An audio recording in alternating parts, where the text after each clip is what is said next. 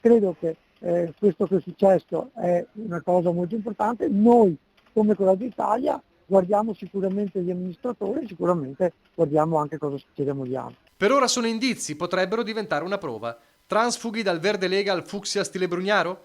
Dopo il terremoto delle tessere del Carroccio riconsegnate dal sindaco Bortolato, 2 assessori e 5 consiglieri, anche Coraggio Italia sta alla finestra, ma potrebbe essere già alla fase di corteggiamento.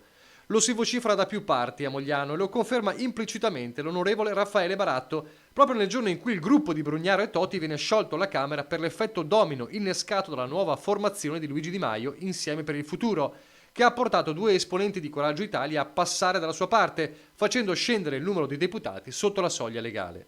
Ma mentre a Roma si studia il polo centrista, in Veneto il movimento di Brugnaro punta a radicarsi sempre di più sul territorio e dopo aver conquistato Santa Maria di Sala con il sindaco Natascia Rocchi, Mogliano si presenta come un'occasione. A noi quando ci sono bravi amministratori, gente che lavora per il territorio, assolutamente credo che un gruppo come il nostro deve assolutamente accogliere a braccia aperte.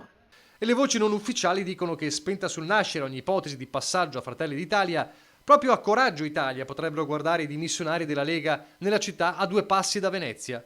Una vicinanza che a questo punto non sarebbe soltanto geografica. Nulla di ufficiale, voci che si rincorrono. Certo però, strappare al Carroccio la città più importante della Marca dopo Treviso, Castelfranco, Conegliano e Montebelluna sarebbe un colpo gobbo, la creazione di un vero e proprio asset Venezia-Mogliano lungo il Terraglio. Il 30 giugno, nel primo consiglio comunale dopo il terremoto, Bortolato e gli altri confermeranno l'addio al Carroccio, a meno di un dietrofront dell'ultima ora.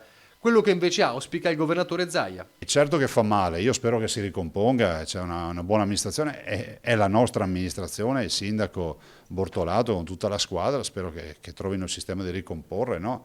La vorrei vedere come l'occasione per dire uno stop and go, non uno stop e a casa tutti.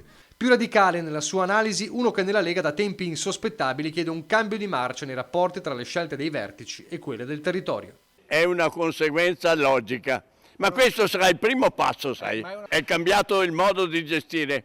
Io sono fermo alla gestione della Lega Nord, che era 24 ore su 24 ore in mezzo al popolo. Quindi bisogna fare una pulizia al vertice, sia chiaro.